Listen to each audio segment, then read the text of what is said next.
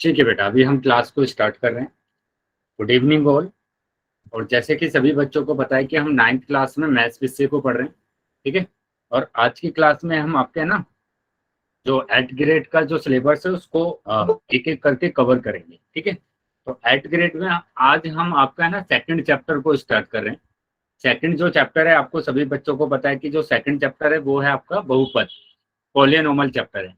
और बहुत ही ज्यादा इंपॉर्टेंट टॉपिक है जिसको हमें ना कवर करना जरूरी है, क्योंकि यही जो चैप्टर है आपका 10th क्लास में भी। तो इस चैप्टर को हम अच्छे से मतलब जो भी बेसिक कंसेप्ट है इसके, उसको हम कवर करेंगे, ठीक है। और फिर अगर कोई भी डाउट आपका रहता है क्वेश्चंस में, बुक से रिलेटेड अगर कोई भी क्वेश्चंस है, उन क्वेश्चंस को भी हम डिस्कस करने वाले हैं। लेकिन सबसे पहले इनके जो बेसिक कंसेप्ट है उनको हम कवर कर लेंगे। चलिए, तो पहले देख लेते हैं कि इस चैप्टर में हम पहले कौन कौन से टॉपिक को कवर करेंगे आज। पॉलिनोमियल, बहुपद। बहुपद में सबसे पहले हम समझेंगे अलजेब्रा, बीजगणित, ठीक है, क्या होता है। उसके बाद हम देखेंगे अलजेब्रिक एक्सप्रेशन क्या होता है। और उसके बाद हम आएंगे किस पर, टर्म्स पर आएंगे, पद पर आएंगे, ठीक है। तो इन टॉपिक्स को हम कवर करने वाले हैं। तो उसके लिए सबसे पहले आ जाते हैं कि व्हाट इज अलजेब्रा, बीजगणित क्या है। तो जो बीजगणित है बेटा, बीजगणित में बोला जाता है कि सारे के सारे जो नंबर्स हैं, है ना, नंबर्स का जो आपके पास इंग्लिश अल्फाबेट होते हैं उनका, और ऑपरेशंस जो होते हैं, सक्रियाएं जो होती हैं आपके पास, जोड़ना, घटाना, गुणा करना, भाग करना, तो इन सबका हम है ना यूज करते हैं। तो ये रियल लाइफ में, है ना, डेली लाइफ में बहुत ज्यादा यूज होता है बीजगणित। जैसे यहाँ पर आपको पिक्चर में बहुत सारी चीजें दिख रही हैं, डेस्कटॉप दिख रहा है, कुर्सी दिख रही है, चेयर दिख रही है, घड़ी दिख रही है ना, एक लड़का है जो सो रहा है वो भी दिख रहा है। तो यहाँ पर भी हम क्या यूज कर रहे हैं, बीजगणित का यूज कर रहे हैं। बीजगणित का कैसे यूज कर सकते हैं कि आप इन सबको गिन सकते हैं। तो गिनेंगे तो आपको संख्या मिलेगी, नंबर्स मिलेंगे, तो ये भी क्या है बेटा, बीजगणित है। अभी मेरी आवाज आ रही है? आपकी आवाज नहीं आ रही। अभी मेरी आवाज आ रही है सभी बच्चों को? Yes sir. चलिए, अगर थोड़ी प्रॉब्लम लग रही है किसी को आवाज में तो रेज ऑन कर फिर से बता दो, क्या बताया आपने? मैंने ये बोला कि बीजगणित जो होता है बेटा, वो हमारे ना रियल लाइफ में, डेली एग्जाम्पल में, मतलब डेली जो हमारे रियल लाइफ रूटीन होते हैं उसमें बहुत ज्यादा यूज करते हैं, है ना, बहुत ज्यादा प्रयोग करते हैं बीजगणित का। बीजगणित में क्या आते हैं, बेसिकली नंबर्स आते हैं, है ना, संख्याएं आती है, इंग्लिश अल्फाबेट आपने देखे होंगे वो आते हैं, है ना, सक्रियाएं मतलब ऑपरेशन वो आते हैं। तो जैसे ये चित्र आपको दिख रहा है, ये आकृति आपको दिख रही है, तो इसमें बहुत सारे ऑब्जेक्ट आपको दिख रहे हैं, जैसे डेस्कटॉप, चेयर, है ना, घड़ी, और ये लड़का सोता हुआ है। तो इनको अगर आप गिनेंगे तो गिनना भी एक क्या होता है बेटा, अलजेब्रा होता है। तो इस तरीके से हमारे डेली लाइफ में, जैसे ये बच्चा यहाँ पर झूले पर झूल रहा है ना, तो यहाँ पर भी बेटा हम क्या कर रहे हैं, बीजगणित का यूज कर रहे हैं। तो इस तरीके से जो डेली लाइफ में, जैसे यहाँ पर ये दौड़ रहा है, तो दौड़ने में भी हम किसका यूज कर रहे हैं, बीजगणित का यूज कर रहे हैं कि ये कितने घंटे में या कितने मिनट में दूसरी जगह पर पहुंच जाएगा, है ना, या ये कितने स्पीड से जा रहा है, या ये कितना डिस्टेंस कवर करेगा, ठीक है। तो उसी तरीके से यहाँ पर ये खेल रहा है, क्रिकेट खेल रहा है, तो ये कितने रन बनाएगा, कितने विकेट गिरेगी। तो इन सब में क्या हो रहा है बेटा, अलजेब्रा का यूज हो रहा है, बीजगणित का यूज हो रहा है। अभी यहाँ पर लूडो आप खेलते हैं, तो लूडो में तो संख्याओं का ही खेल होता है, तो संख्याओं का खेल होता है, तो वहां पर क्या है बेटा, बीजगणित है। तो यहाँ पर भी हम बीजगणित का यूज कर रहे हैं, ठीक है। ये टेबल, ये टेनिस खेल रहा है ना, तो यहाँ पर भी क्या होता है बेटा, यहाँ पर भी हम क्या करते हैं, बीजगणित का यूज करते हैं। चलिए आगे देख लेते हैं, कुछ उदाहरण से हम समझेंगे, एग्जाम्पल से हम समझेंगे कि कहाँ कहाँ पर हम बीजगणित का किस तरीके से यूज करते हैं। चलिए, तो आगे आ जाते हैं बेटा। अभी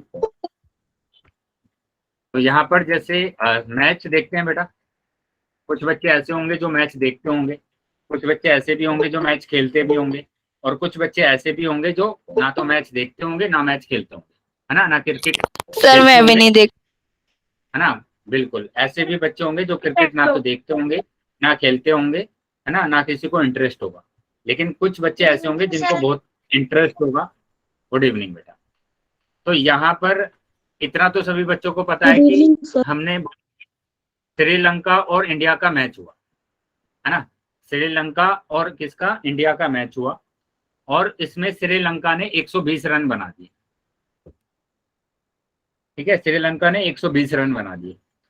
और अभी इंडिया ने 100 रन बना लिए हैं, इंडिया ने 100 रन बना लिए हैं। तो अभी बताना है कि इंडिया को जीतने के लिए और कितने रन चाहिए। Sir 20 run. सर 20 21 21 रन चाहिए बेटा, 21 रन। अगर 20 और बनाएंगे तो 120 होगा, और 120 बनाएंगे तो 120 तो इनके भी है, तो ये तो ड्रॉ हो जाएगा, है ना। 21 चाहिए, है ना। तो 21 रन और बनाने पड़ेंगे। अब ये जो 21 आया है बेटा, ये कैसा आया है इसको हमें समझना है। 21 रन चाहिए हमें मैच को जीतने के लिए। तो अब मैंने कहा कि हमें 121 रन बनाने हैं और आपके पास आपने 100 रन बना लिए हैं, तो हम इसमें क्या जोड़ेंगे कि आपके पास 121 आ जाए। सर 21 जोड़ेंगे, है ना, 21 जोड़ेंगे। सबको पता है कि 21 जोड़ेंगे तो 121 आ जाएगा। लेकिन जहां पर आप आसानी से देख पा रहे हैं कि 21 जोड़ना पड़ेगा, लेकिन अगर मैं यहाँ पर बोल दूं मेरे पास ये है, यहाँ पर आप क्या जोड़ेंगे कि आपके पास ये नंबर आ जाए, तो अभी तो नहीं देख पाएंगे ना आसानी से। क्या पता चल पा रहा है कि क्या जोड़ेंगे? नो सर, नहीं चल पा रहा है ना। 434 है, इसको उससे माइनस कर देंगे। माइनस कर देंगे, बिल्कुल। तो वही काम हमें यहाँ पर करना है कि मैंने क्या कहा कि 100 को, ये बेटा एक चीज और समझेंगे यहाँ पर, मैंने यहाँ पर बोला कि ये RHS साइड है। RHS का मतलब दायां पक्ष, राइट हैंड साइड, है ना। ये है राइट हैंड साइड और ये हमारे पास है लेफ्ट हैंड साइड। तो जब भी हम लेफ्ट में से राइट में कोई नंबर भेजते हैं या राइट में से लेफ्ट में कोई नंबर भेजते हैं, तो उसके चिन्ह को चेंज कर देते हैं, है ना। उसका जो चिन्ह होता है उसको हम चेंज कर देते हैं।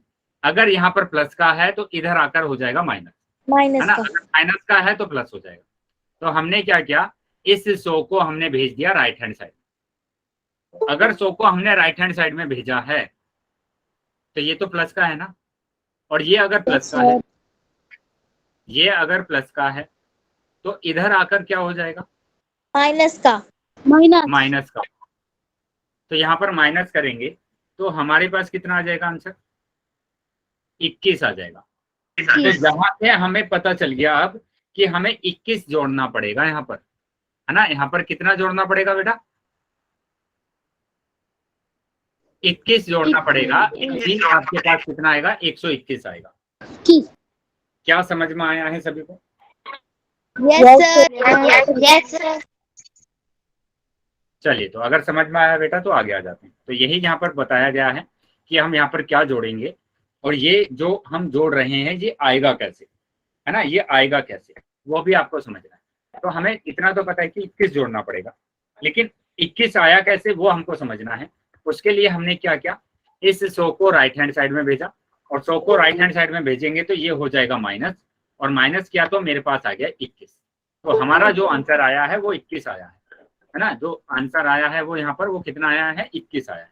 उसी तरीके से मैंने बोला कि अगर मेरे को यहाँ पर पता करना है कि यहाँ पर कितना आएगा, कि हम इसमें से अगर घटा देते हैं, है ना, क्या जोड़ेंगे कि ये आ जाए। सर आपकी आवाज क्लियर नहीं आ रही।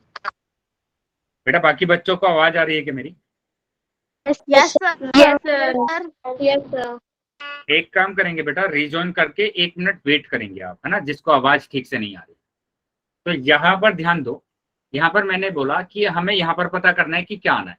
तो उसके लिए मैंने क्या किया, इसको राइट हैंड साइड में भेज दिया, और राइट हैंड साइड में भेजेंगे तो ये माइनस हो जाएगा उधर जाकर, क्योंकि प्लस का है और प्लस का है तो इधर आकर हो जाएगा माइनस।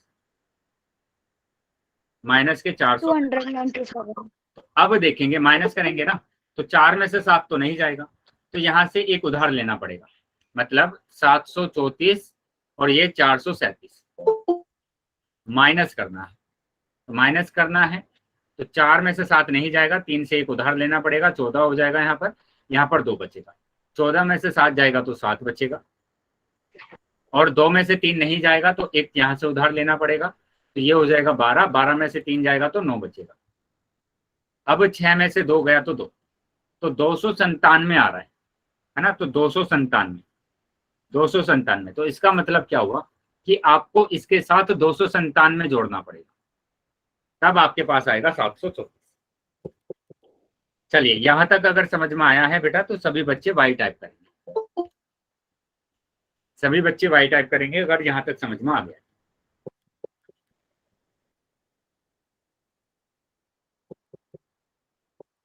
Very good. तो अगर किसी भी बच्चे का कुछ भी डाउट रहे, है ना, कोई भी अगर डाउट रहता है तो आप अनम्यूट करके पूछ सकते हैं। अगर डाउट नहीं है तो किसी को कुछ नहीं बोलना है, ठीक है। चलिए आगे आ जाते हैं बेटा। यस, अगर इसमें हमारे को ये दिया हो कि इसमें कितने जोड़ने हैं तो भी हम माइनस ही करेंगे। हाँ बेटा यही तो लिखा हुआ है कि हम इसमें कितना जोड़ेंगे कि आपके पास 18 आ जाए। 9 9 नहीं, 11 जोड़ना पड़ेगा, है ना, माइनस करेंगे, 7 को भेज देंगे यहाँ पर तो ये हो जाएगा क्या, माइनस, और हाँ सर 11। 11, तो 11 आपको जोड़ना पड़ेगा। क्या समझ में आया अभी? Yes sir. चलिए तो समझ में आया बेटा, तो आगे आ जाते हैं। अब हम बात कर रहे हैं बीजगणित की। तो बीजगणित में क्या हुआ बेटा, यहाँ पर देखो, बीजगणित में हम संख्या को लिख रहे थे ना, संख्या हमारे पास आ रहा था, संख्याओं को हमने जोड़ा है, घटाया है ना। तो यहाँ पर बीजगणित में क्या होता है, बीजगणित में एक तो हम संख्याओं का यूज करते हैं, नंबर्स का, ये रहे नंबर्स, है ना, और दूसरा हम क्या यूज करते हैं इसमें, हम इसमें देखते हैं अल्फाबेट, इंग्लिश अल्फाबेट, वर्णमाला, ठीक है, तो इसका भी हम यूज करते हैं। और तीसरा हम इसमें प्रयोग करते हैं, उपयोग करते हैं किसका, ऑपरेशंस का, सक्रियाएं का, जो कि गुणा करना, भाग करना, जोड़ना, घटाना होता है। तो इन तीनों का हम यूज करते हैं किसमें, अलजेब्रा में, बीजगणित। क्या समझ में आ गया है सभी बच्चों को?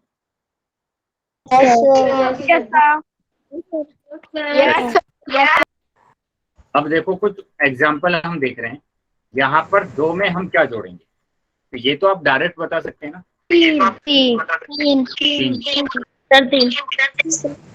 ठीक है, 3 जोड़ेंगे तो हमारे पास कितना आ जाएगा, 5 आ जाएगा। उसके बाद यहाँ पर 3 जोड़ा तो 5 आ गया। लेकिन मैंने कहा, वही क्वेश्चन मेरे पास आ गया क्या, कि अगर मैं ऐसे लिख देता हूँ तो अभी तो हमें पता नहीं चल पा रहा ना जल्दी से, अभी तो हमें पता नहीं चल पाएगा जल्दी से कि क्या जोड़ेंगे, है ना, हमें तो घटा के देखना पड़ेगा। तो उसके लिए मैं क्या कह रहा हूँ कि यहाँ पर मेरे को कुछ रखना पड़ेगा। मैंने यहाँ पर क्या बोला कि मैं यहाँ पर रख रहा हूँ, कि यहाँ पर मैं रख रहा हूँ इंग्लिश अल्फाबेट, है ना, यहाँ पर मैं कोई भी एक इंग्लिश अल्फाबेट रख रहा हूँ, है ना, तो उसका मैं मान निकाल लूंगा।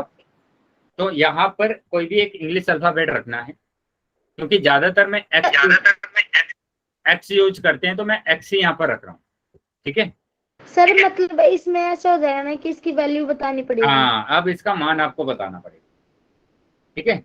तो यहाँ पर मैंने क्या बोला कि यहाँ पर इंग्लिश अल्फाबेट आप कोई भी रख सकते हैं, लेकिन क्योंकि ज्यादातर हम एक्स का ही यूज करते हैं, प्रयोग करते हैं, क्योंकि आपने जब क्वेश्चन करे होंगे तो ज्यादातर एक्स ही आया होगा, आया था या नहीं, यस सर। तो इसलिए मैं एक्स ही लेकर चल रहा हूँ। तो अभी आपको एक्स का मान निकालना,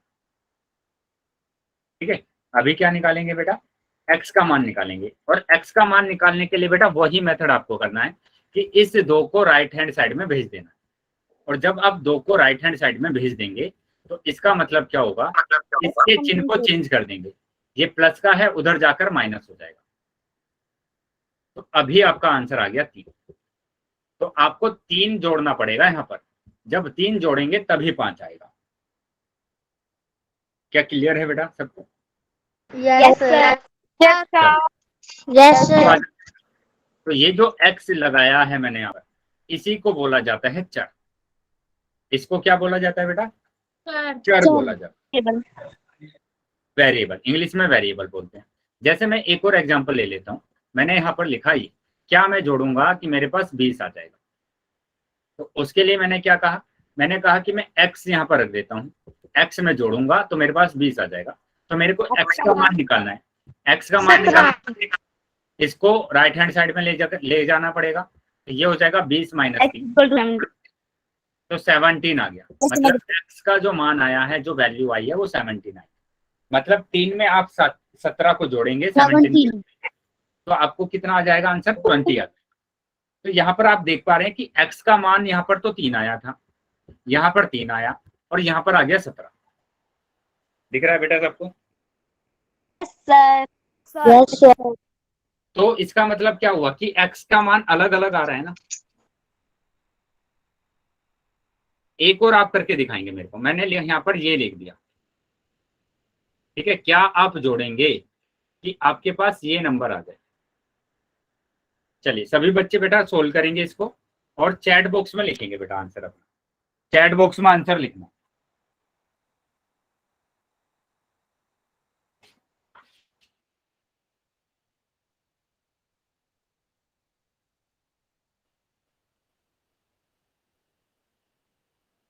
ये 9 3 क्या है? 9 8।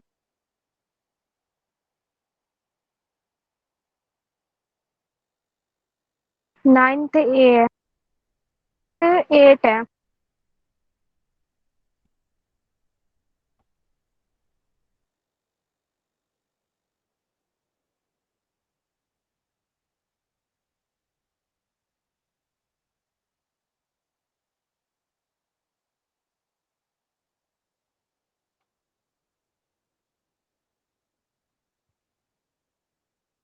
चलिए देख लेते हैं बेटा कि क्या आंसर आ रहा है, आपको चेक कर लेते हैं।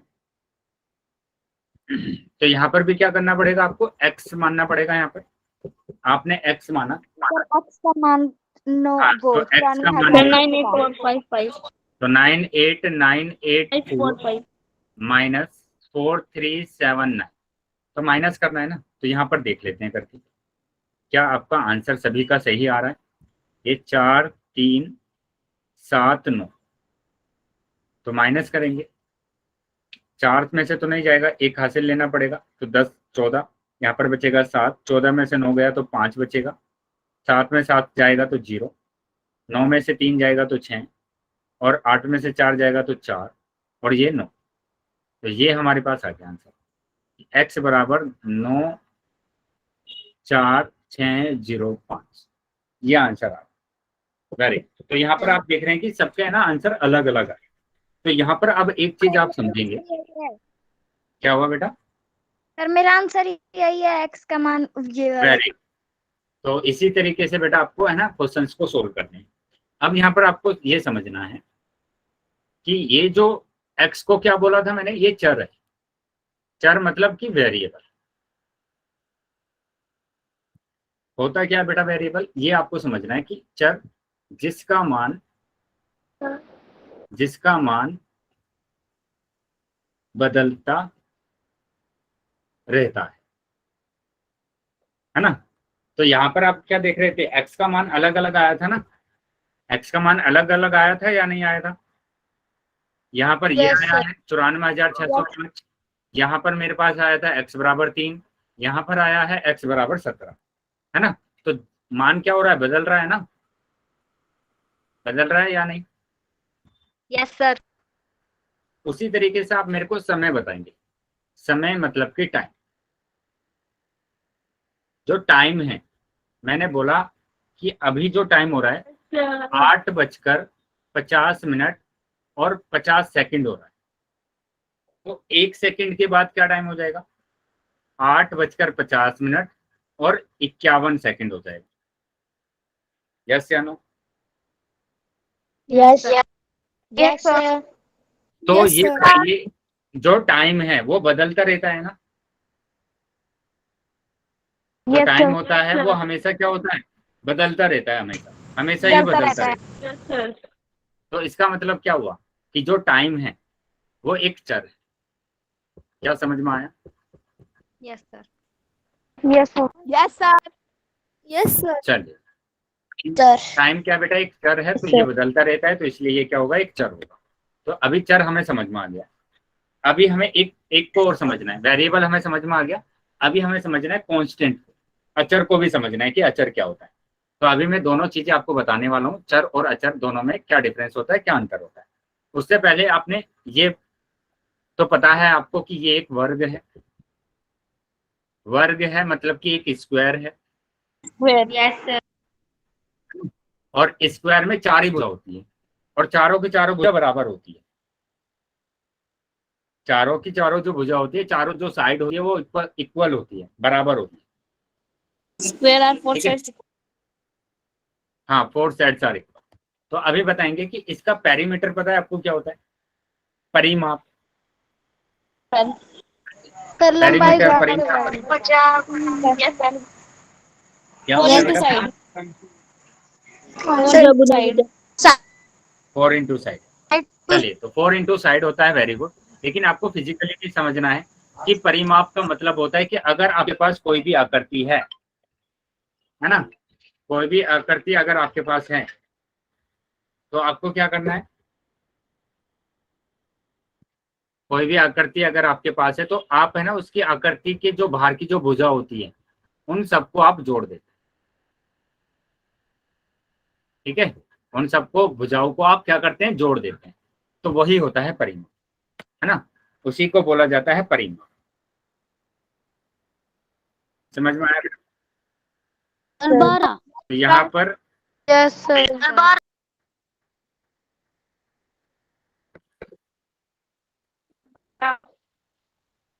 वेरी गुड, 12 ही अंदर आ रहा है। शाबाश।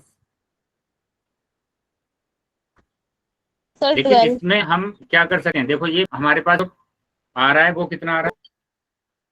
12 आंसर, है ना? 12 आंसर आ रहा है।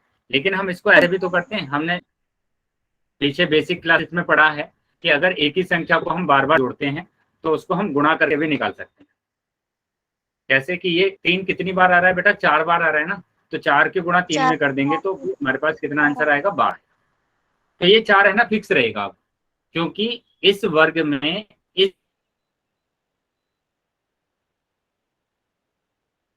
इस स्क्वायर में 4 ही भुजा होती है। ठीक है? इसमें कितनी भुजा होती है बेटा? 4 भुजा होती है।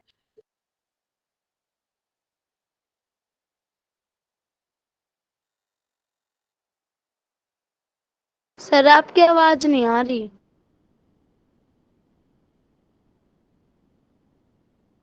सर आवाज नहीं आ रही। सर आवाज नहीं आ रही आपकी। अभी आवाज आ रही है मेरी? सर आवाज नहीं आ रही। एक बार सुन लिया, बार बार। ठीक, चलिए तो अभी समझेंगे। यहाँ पर ये समझ में आ गया सभी बच्चों को कि हमारे पास 4 ही भुजा होती है, तो 4 तो फिक्स रहने वाला है क्योंकि वर्ग में 4 ही भुजा होती है। अब यहाँ पर चेंज क्या होगा? मैंने कहा कि यहाँ पर इस वर्ग की जो भुजा थी वो 3 सेंटीमीटर थी। मैं ऐसा भी कर सकता हूँ कि एक वर्ग ऐसा बना सकता हूँ कि जिसकी जो भुजा होगी वो 5 सेंटीमीटर आ जाए, है ना? तो मैंने क्या किया? भुजा को ही तो चेंज किया है, लेकिन अभी भी मेरे पास 4 ही तो भुजा है इसमें, है ना? अभी भी तो 4 ही भुजा है। तो इसका जो पेरीमीटर होगा, इसका जो पेरीमीटर होगा वो कितना होगा? 20 होगा। मतलब हमें 4 मल्टीप्लाई 5 करना पड़ेगा तो 20 आ जाएगा। 4 मल्टीप्लाई 5 मतलब कि 20। अब भी मैं ऐसे कर सकता हूँ कि अब भी अगर मैं लेंथ को चेंज कर देता हूँ, भुजा को चेंज कर देता हूँ, तो इसका पेरीमीटर बदल जाएगा, है ना? लेकिन भुजा तो मेरे पास 4 ही रहेगी। भुजा मेरे पास 4 है, तो इसका जो पेरीमीटर होगा अब सर 40। क्या होगा? 40 होगा। सिंपल, हमारे पास क्या है? 40। क्या समझ में आया है सभी को? Yes sir. Yes sir. तो अब यहाँ पर आप देख पा रहे हैं कि ये जो 4 है, ये जो 4 है बेटा, ये सबके लिए क्या है बेटा? सेम है, ये चेंज नहीं हुआ है ना? तो जो चेंज नहीं होता है उसी को बोला जाता है अचर, मतलब कि कांस्टेंट। ठीक है?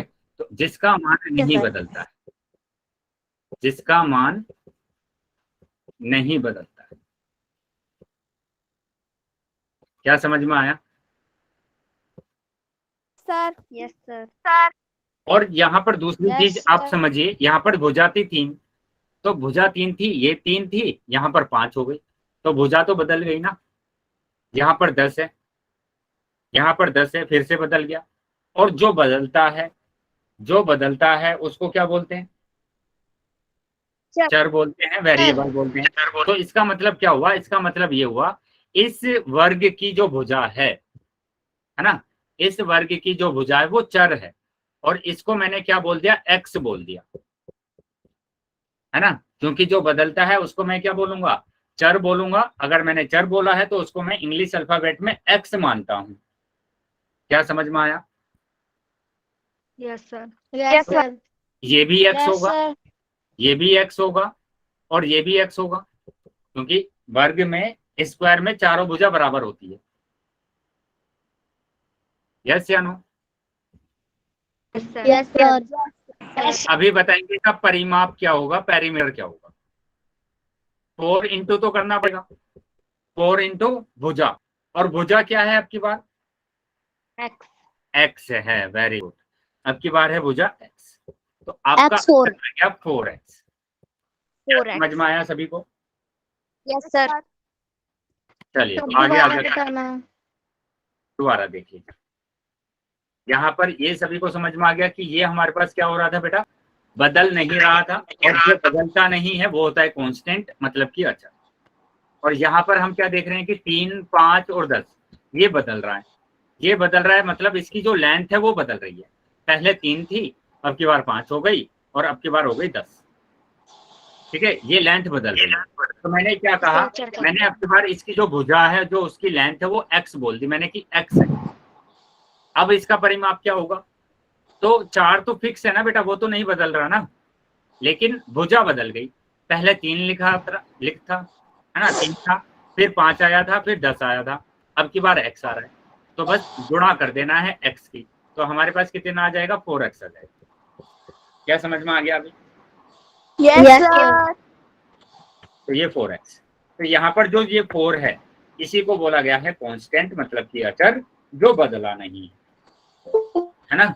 और यहाँ पर बोला गया है x को क्या, x को बोला गया है चर, वेरिएबल, जो कि बदल रहा था, क्योंकि ये क्या थी बेटा, भुजा थी, और भुजा को हम छोटा बड़ा कर सकते हैं। चलिए अभी आ जाते हैं बेटा आगे।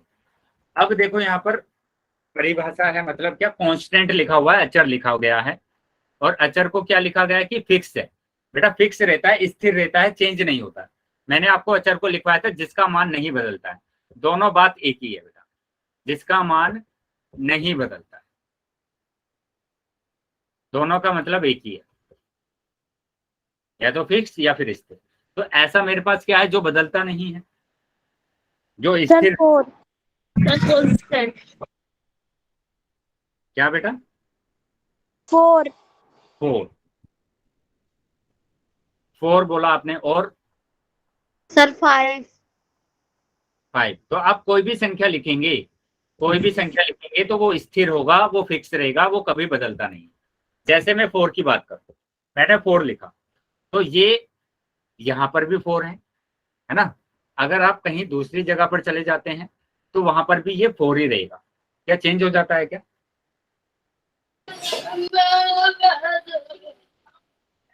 ये 4 चेंज हो जाता है क्या? कि जैसे अगर आप अपने घर में हैं, अपने घर में हैं, फोन कर रहे हो। अगर आप अपने घर में हैं तो ये 4 है, और अगर आप दूसरे के घर में चले जाते हैं किसी के, तो ये बदल जाता है। ऐसा तो नहीं होता ना? No sir. हाँ, तो ये क्या है बेटा, फिक्स है, ये चेंज नहीं होता है, और जो फिक्स है वो है बेटा अचर, उसको अचर बोला जाता है। समझ में आ गया बेटा अचर? कांस्टेंट समझ में आ गया सभी को? Yes sir. चलिए तो आगे। अब मैंने लिखा यहाँ पर वेरिएबल, मतलब कि चर। तो ये बोला गया कि नॉट फिक्स, अस्थिर, जिसका मान बदलता रहता है ना। उसके लिए मैंने बताया था आपको टाइम, टाइम बताया था कि टाइम बदलता रहता है, तो टाइम भी एक चर राशि है ना। इसको हम इंग्लिश अल्फाबेट में कुछ भी लिख सकते हैं। इंग्लिश अल्फाबेट मतलब ABCD, और कहाँ तक, वाई तक, वाई तक नहीं, जेड तक, हम कुछ भी लिख सकते हैं। तो वो क्या होता है बेटा, चर होता है। क्या समझ में आया है सभी को? Yes sir. Yes sir. चलिए अगर समझ में आया है तो बेटा आगे आ जाते हैं। अब बात करेंगे दूसरा टॉपिक। पहला टॉपिक हमने कवर कर लिया कि बीजगणित हमने पढ़ लिया है, अलजेब्रा हमने पढ़ लिया है।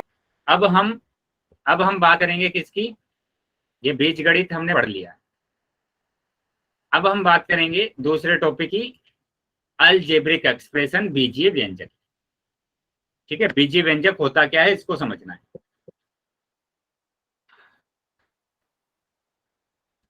तो बीजीय व्यंजक को देखेंगे। तो यहाँ पर देखो जैसे लिखा हुआ है सम ऑफ 3 and 5, 3 और 5 का योग, सम ऑफ 3 and 5। तो इसको लिखते कैसे हैं बेटा? 3 + 5 ही तो लिखेंगे इसको, यस 3 + 5 ही लिखेंगे। इसका आंसर हमें पता है, लेकिन मैं आंसर पर नहीं जा रहा हूं, मैं बस इस पर जा रहा हूं कि इस लाइन का मतलब क्या है। इस लाइन का मतलब ये है 3 और 5 का योग, मतलब 3 और 5 को योग करना है ना। तो ये जो लिखा गया है ये एक व्यंजक है। व्यंजक का मतलब होता है कि जब हम किसी संख्याओं को जोड़ते हैं, घटाते हैं, गुणा करते हैं, भाग करते हैं तो उसको व्यंजक बोलते हैं, एक्सप्रेशन बोलते हैं, है ना। लेकिन यहाँ पर मेरे पास दोनों में क्या है बेटा? 3 है। क्या 3 बदल जाता है? नो फिक्स रहेगा तो ये एक अचर है ना। यस सर 5 की एक मेरे पास क्या है? अचर। 5 भी मेरे पास क्या है? एक अचर है।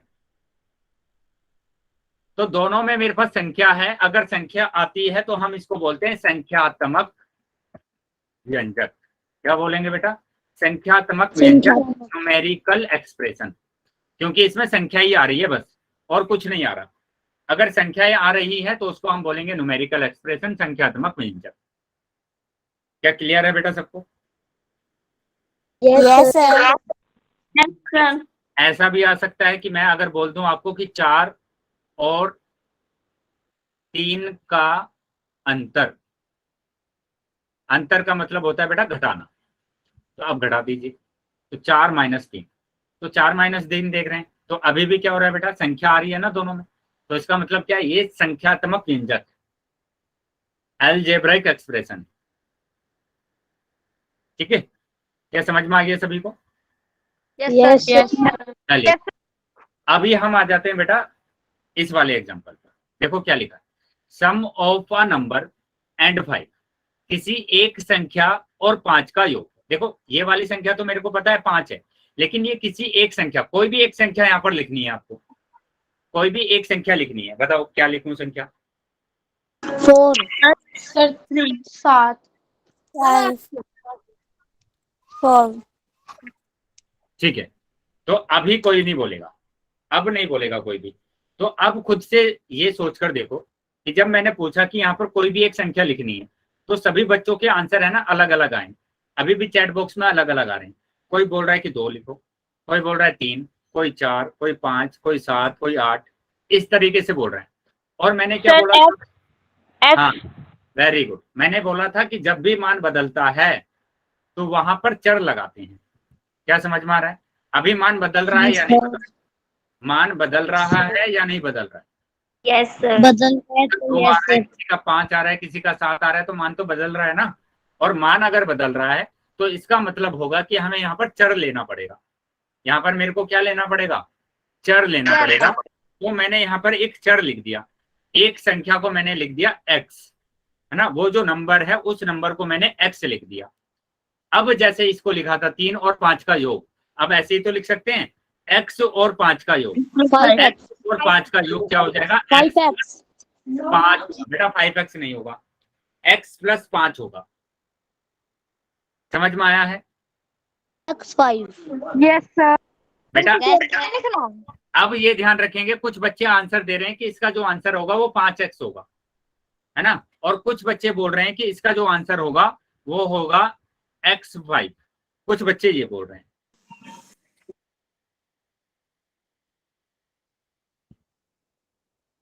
है ना। कुछ बच्चे सर इसका आंसर कुछ बच्चे बोल रहे हैं 5x। क्या कोई और? जिसके आगे कुछ नहीं होता उसके आगे एक माना जाता है ना। हाँ बेटा बोलिए, एक माना जाता है, बिल्कुल सही। तो 1 को और 5 को प्लस करेंगे तो 6x आएगा। 6 है। सर अब इसको ऐसे ही रहने देंगे। इसको ऐसे ही रहने। अब देखो बहुत सारे आंसर आ गए, तो ये 5 कंफ्यूजन। के सामने x नहीं है। वेरी गुड बेटा, बिल्कुल सही बोला है आपने, बिल्कुल ऐसे ही रखना है आपको, इसको कुछ नहीं करना है। अब लेकिन ये कंफ्यूजन आ गया, तो इस कंफ्यूजन को है ना दूर करना है सभी को। देखो समझना है चीजों, है ना। ये ना तो 5x होगा, ना तो 5x होगा, ना x5 होगा, और ना ही 6x होगा। तीनों में से कुछ नहीं होगा। x = 5 होएगा सर। ना बेटा ये होगा x = 5, ना ही ये होगा। ये जैसे अभी बच्ची ने बोला था, अंशिका ने, कि ये बेटा यहाँ पर ऐसे ही रहेगा, इसको कुछ नहीं कर सकते। अब क्यों नहीं कर सकते हैं उसको आपको समझना है, ठीक है बेटा। मेरी आर्ट थोड़ी सी है ना गंदी है, तो आपको देखकर बताना है कि ये आपको क्या लग रहा है। सेब। एप्पल लग रहा है, चलो एप्पल ही बनाया, ठीक है, आपको एप्पल ही लग रहा है। चलिए दूसरा मैंने यहाँ पर बनाया मैंगो। मैंगो मैंगो मैंगो लग रहा है। मैंगो। अच्छा आप बताइए कि इन दोनों को जोड़ेंगे तो क्या, सर ए जमा एम। क्या आएगा बताइए। A plus M. Apple plus mango. Apple mango. Apple mango, बताएंगे क्या आ रहा है, कुछ समझ में आ रहा है यहाँ? एप्पल मैंगो आ रहा है सबका, एप्पल प्लस मैंगो, कुछ बच्चों ने Apple plus mango. Very good. तो अब यहाँ पर देखेंगे जो बच्चे बेटा क्या कर रहे थे, ऐड कर रहे थे, है ना। तो यहाँ पर आपने क्या किया था, उसको 5x कर दिया था, यहाँ पर 5x किया या x5 किया, लेकिन क्या हम दोनों को जोड़ पाएंगे? ये तो अलग अलग है, जोड़ तो नहीं पाएंगे। ऐसा तो हो सकता है कि इसका मिक्स जूस बना दें, मिक्स्ड कर दें इसको, है ना, जूस तो निकाल सकते हैं मिक्स करके। चलिए अभी समझेंगे। लेकिन अगर मैं यहाँ पर ये कर देता हूँ, मैंने अगर ये कर दिया क्या कि मैंने यहाँ पर एक तो ये मैंगो बना दिया, 5 मैंगो, 5 लिख दिया मैंने, इसका मतलब 5 मैंगो, और यहाँ पर लिख दिया मैंने 6 मैंगो। बताइए टोटल कितने मैंगो? 11 मैंगो। 11 मैंगो है। 11 मैंगो। तो अभी समझ में आ गया आपको, जब एक जैसे, हाँ जब एक जैसे फ्रूट होते हैं तभी तो आप जोड़ते हैं। Yes sir. जब एक जैसे फ्रूट होंगे, एक जैसे फल होंगे आपके पास, तभी तो आप जोड़ेंगे। अगर अलग अलग हो गए तो वो तो अलग अलग ही रह जाएंगे। तो उसी तरीके से हमने, हमारे पास था x + 5। अब यहाँ पर ध्यान दो कि ये तो है बेटा एप्पल, है ना, और ये है मैंगो, तो ये तो बेटा हम जोड़ ही नहीं पाएंगे, अलग अलग है ना दोनों, यस है ना। तो इनको हमें ऐसे ही रखना है, इनको हम कुछ नहीं कर सकते। एक एप्पल है और एक मैंगो। लेकिन अगर ऐसा होता कि 5 + 4, अभी ये भी एप्पल है और ये भी एप्पल है, क्योंकि दोनों में संख्या आ रही है ना, 9 एप्पल। तो 9 एप्पल होता है। समझ में आ गया सबको? Yes sir. है ना। तो इसका मतलब क्या हुआ कि अगर यहाँ पर यस x है और अगर इसमें भी x होता तब हम इसको लिखते 6x, है ना। 1x ये और 5x ये, तो मिलकर हो जाता 6x। लेकिन अगर एक चर है और एक अचर है, वो तो नहीं जुड़ सकता, या तो दोनों अचर होने चाहिए या दोनों चर होने चाहिए। ठीक है बेटा। 5 की जगह कोई अल्फाबेट रहता तो 5 की जगह अगर अल्फाबेट आ जाता, जैसे x + a आ जाता, तो अभी भी तो दोनों अलग अलग हैं सर। है ना। फिर x + x 2x हो जाएगा। हाँ अगर x + x होता तब हम कर देते 2x, x + 2x होता तब हम कर देते 3x, है ना। लेकिन अलग अलग चर है तो नहीं कर पाएंगे। समझ में आ गया? चलिए तो आगे आ जाते हैं बेटा। अभी बेटा आ जाते हैं आगे। तो यहाँ पर मैंने इसको माना था x, और अब इनको अगर जोड़ा था तो ये आ गया बेटा x + 5। तो यहाँ पर जब भी चर आ जाता है ना, यहाँ पर तो संख्याएं आ रही थी, तो इसलिए मैंने बोला संख्यात्मक व्यंजक। लेकिन जब चर आ जाता है तब हम इसको बोलते हैं बीजीय व्यंजक, तब हम इसको बोलते हैं बीजीय व्यंजक। क्या समझ में आया है सभी को? Yes yes sir. चलिए तो ये है बेटा हमारे पास क्या, बीजीय व्यंजक। इसी को बोला जाता है बीजीय व्यंजक। देखो यहाँ पर बोला भी गया है, कोई भी गणितीय रूप जिसमें हम एक चर का प्रयोग करते हैं वह एक बीजीय व्यंजक होता है। मतलब कि मैं अगर कुछ भी एग्जांपल लिख देता हूं इस तरीके से, क्या यहाँ पर चर आ रहा है या नहीं? बताइए। सर आ रहा है। आ रहा है चर, और चर सर, अगर आ रहा है 5 तो ये बेटा बीजीय व्यंजक है, ये एक बीजीय व्यंजक है। समझ में आ फिर गया? इसे ऐसे लिखेंगे, क्या हुआ? इसे ऐसे लिखेंगे। हाँ बेटा, इसको ऐसे ही लिखेंगे, कुछ नहीं कर सकते क्योंकि एक सेब है और एक आम है ना। ठीक है सर। चलिए, अब मैंने बोला यहाँ पर, क्या वास्तविक संख्या पता है क्या होता है आपको?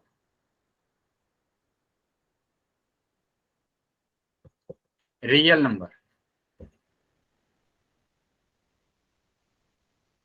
बेटा संख्या में आप अगर आप कोई भी संख्या लिखते हैं, बहुत सारी संख्या पढ़ी है सर ना आपने, वास्तविक संख्या वो होती है जिसमें होल नंबर्स, इंटीजर्स सब आ और जाते हैं, है ना, सब आ यस सर। जाते हैं।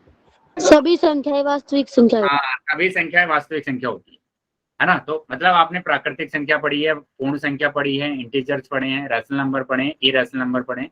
तो सारे के सारे जो नंबर होते हैं वो रियल नंबर ही होते हैं, वास्तविक संख्या ही होती है। तो यहाँ पर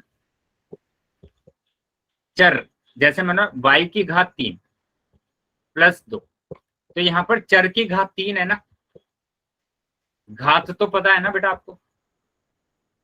तो यहाँ पर घात कोई भी संख्या आ सकती है, जैसे 3 लिखा, यहाँ पर चर तो आ गया ना।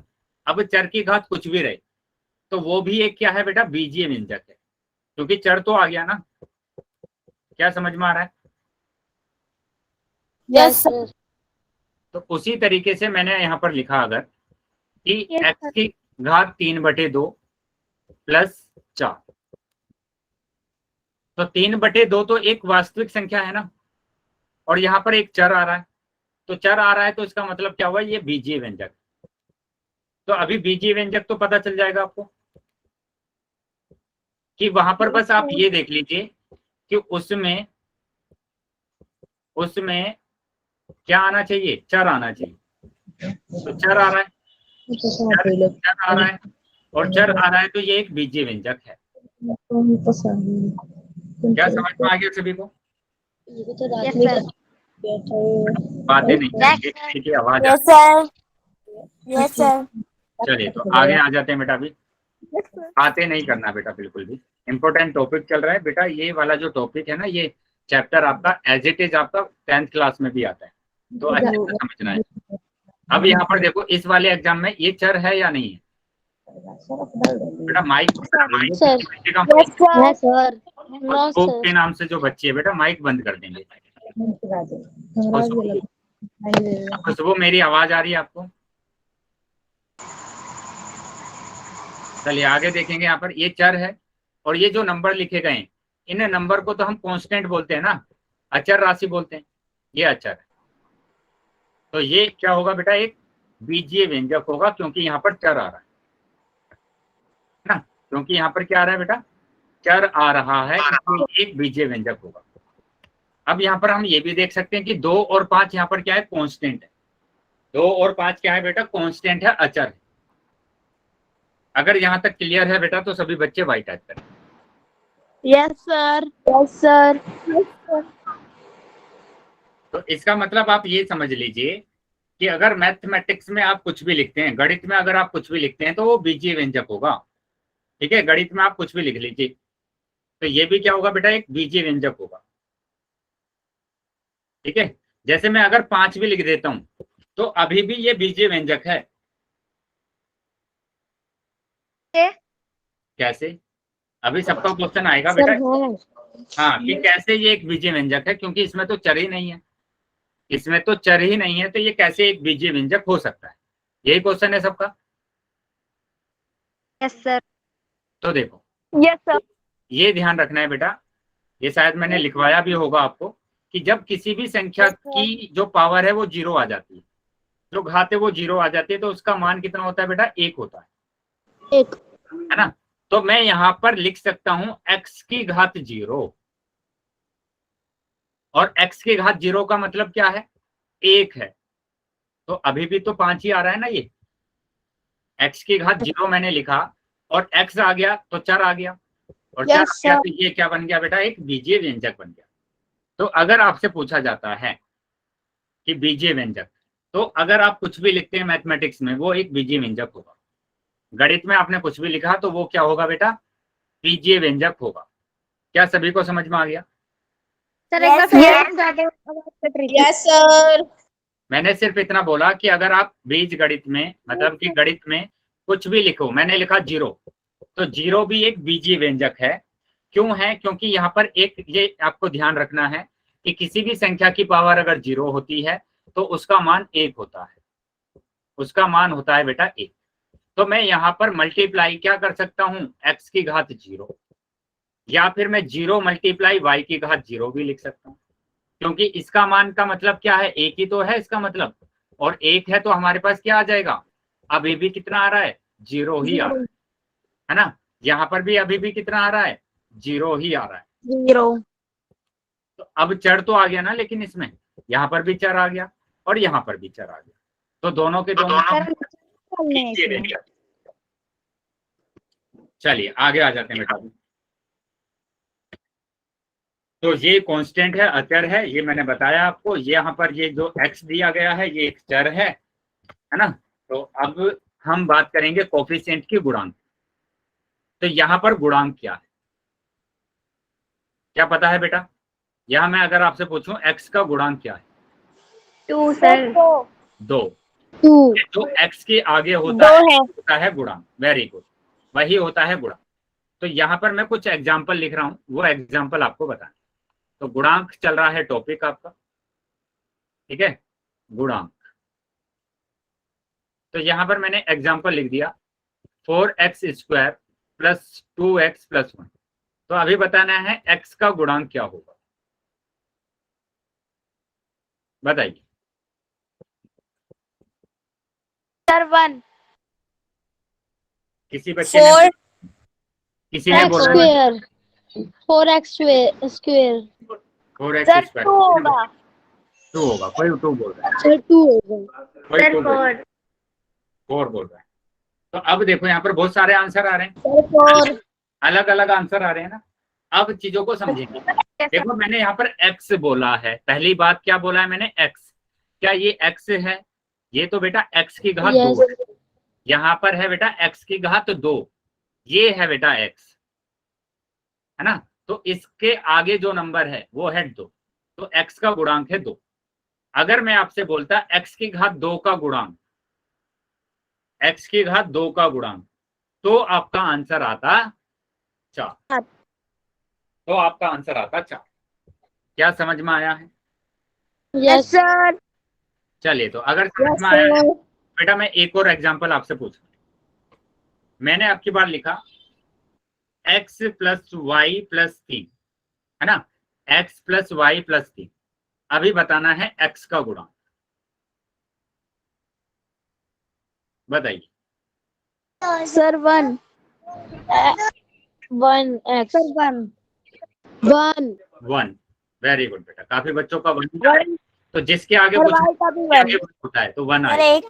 ऐसे ही y का गुणांक भी क्या होगा बेटा, 1 है ना, y का भी क्या होगा, 1 होगा। लेकिन अगर मैं अभी लिख देता हूं यहाँ पर कि x 3x की घात 2 माइनस वाई प्लस 3 और माइनस 2z की घात 3, बताना है x का गुणांक। सर 0, क्योंकि x है ही नहीं। x की घात 2 का गुणांक 3x की स्क्वायर 4 3 होगा। x की घात 2 का गुणांक क्या होगा, 3 होगा, इसके आगे 3 है ना। सर और z की घात 3 का गुणांक, सर 2। अब देखो यहाँ पर समझ लेंगे, समझेंगे बेटा। यहाँ पर y का गुणांक, बेटा माइक बंद करेंगे जिस बच्चे का माइक ऑन है। यहाँ पर y का जो गुणांक है बेटा, y के आगे कुछ नहीं है ना, तो 1, लेकिन विद चिन्ह लेना है, माइनस है तो माइनस भी लगाना है साथ में। जैसे z की घात 3 का गुणांक तो 2 है, लेकिन माइनस के साथ है ना, तो माइनस का 2 आएगा। क्या समझ में आ गया सभी को? यस सर चलो वेरी, यस सर। अभी गुणांक में किसी को कोई कंफ्यूजन नहीं, है ना। अब यहाँ पर देखो x² का गुणांक क्या है, बताइए। सर 1। 1, very good. तो इसका गुणांक है 1, आगे आ जाता है ना, इसका गुणांक है 1। अब देखेंगे बेटा व्हाट आर टर्म्स, पद क्या होते हैं बेटा, तीसरा टॉपिक आ गया अभी कि पद क्या होते हैं उसको समझना है, ठीक है। इसका उल्टा होता है। नहीं बेटा उल्टा नहीं करेंगे, अभी समझना है।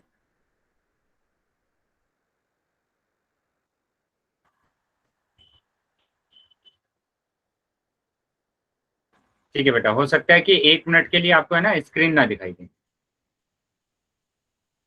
1 मिनट के बाद स्क्रीन आपको दिखने लगेगी।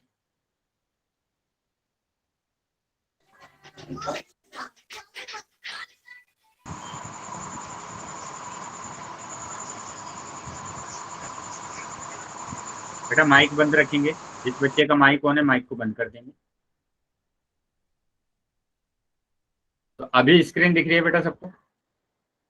Yes sir. सर अब देखो पद क्या होते हैं, टर्म्स क्या होते हैं, है ना। तो जैसे यहाँ पर लिखा हुआ है 4x और 5, तो यहाँ पर पद देखने की पद कितने हैं, है ना, टर्म्स कितनी आ रही है इस पूरे बीजीय व्यंजक में। ये बीजीय व्यंजक है, इस बीजीय व्यंजक में कितने पद है? 2 पद है। चलिए वेरी गुड, 2 पद कितने हैं बेटा आपको? एक पद ये 4x और एक पद मेरे पास कितना है 5।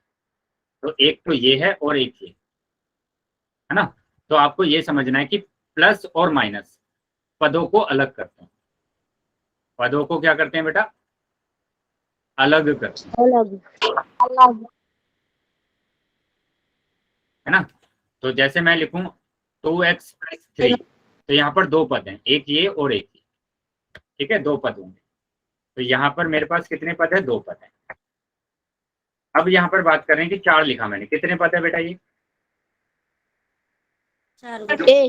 एक सिंगल ही तो पद है, एक ही पद है, सिंगल पद है। उसी तरीके से मैंने यहाँ पर लिखा है x, तो x कितना पद है बेटा?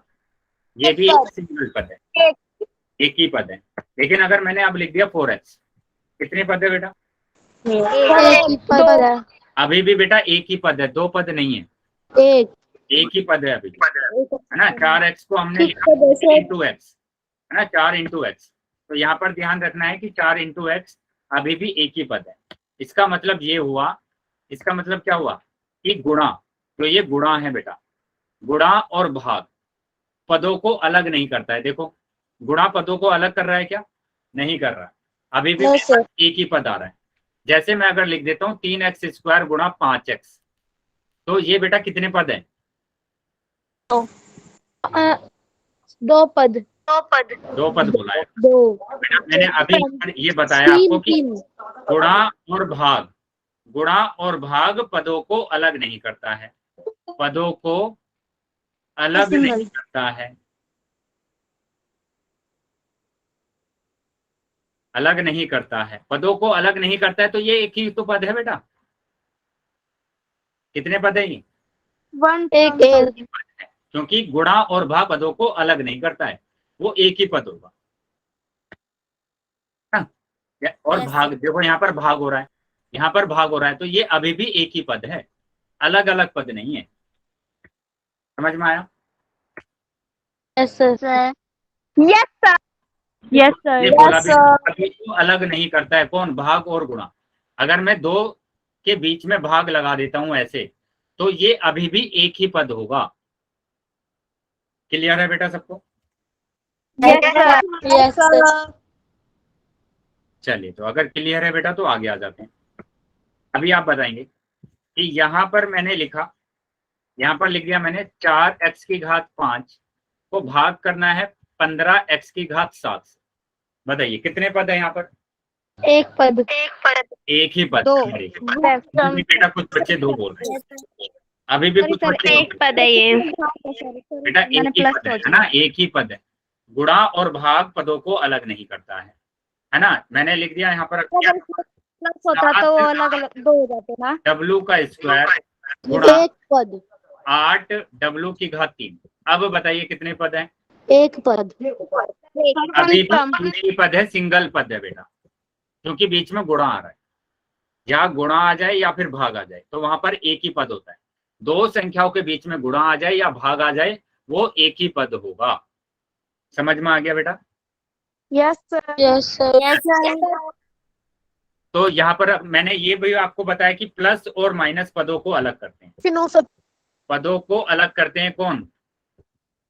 प्लस और माइनस। प्लस और माइनस अलग करते हैं। तो यहाँ पर कितने पद हैं? देखो प्लस आ गया ना, प्लस आ गया तो इन्होंने पदों को अलग अलग कर दिया। तो कितने पद आ गए आपके पास? एक पद। पद आ गए, एक तो ये और एक साथ, तो 2 पद आ गए आपके पास, है ना? दो उसी पद तरीके से यहाँ पर भी माइनस आ गया तो पदों को इसने क्या किया? अलग अलग कर दिया। तो अब फिर से 2 पद आ गए आपके पास, एक एक्स आया और एक साथ आया, फ्रूटरम। है ना? 2 पद आ गए। तो यहाँ पर मेरे पास टोटल कितने पद है? 2 पद है। ठीक है, अभी ये बताएंगे। तो पदों को अलग करता है कौन? प्लस और माइनस। पदों को अलग करता है कौन? प्लस और माइनस। प्लस और माइनस। तो अभी बताएंगे इसमें कितने पद हैं। सभी बच्चे आंसर करेंगे पोल उसमें चैट सेक्शन में।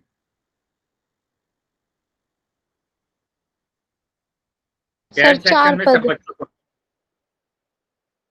सभी बच्चे आंसर करेंगे बेटा। वेरी गुड, सभी बच्चों के आंसर सेम आ रहे हैं। 4 ही आंसर आ रहा है। वेरी गुड, 4 ही आंसर आ रहा है। 4 ही आंसर आ रहा है। क्यों? क्योंकि आपने क्या किया? प्लस और माइनस, प्लस और माइनस पदों को क्या कर देते हैं? अलग अलग। तो यहाँ पर प्लस और माइनस ही है, और प्लस और माइनस है तो ये 1 2 3 4, तो टोटल कितने पद हो गए? 4 पद हो गए, है ना?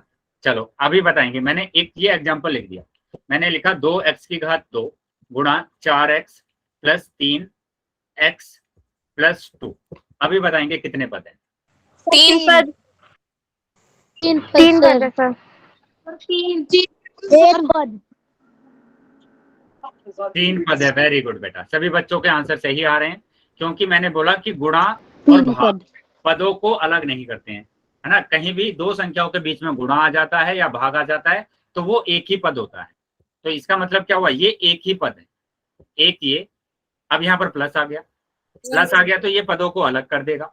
तो कितने पद हो गए? 1 2 3। तो 3 पद हो गए। क्या समझ में आ गया किसी को? Yes sir. Yes sir. कोई डाउट है किसी को? कुछ नो सर। अगर कोई भी डाउट है तो नो पूछिए। सर। चलिए तो अभी मैं आ जाता हूँ आगे, अभी आगे आ जाते हैं। नो तो यहाँ पर फिर से मैं बता रहा हूँ, पदों को कौन अलग करता है? प्लस और माइनस। ठीक है, प्लस और माइनस पदों को अलग करते हैं। गुणा और भाग पद अलग नहीं करते। गुणा और भाग पदों को अलग नहीं करते हैं।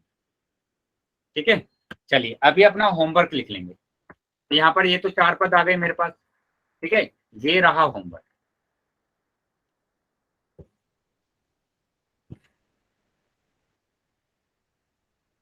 स्क्रीनशॉट ले लेंगे या फिर अपने होमवर्क को करके मेरे पास सेंड कर देंगे।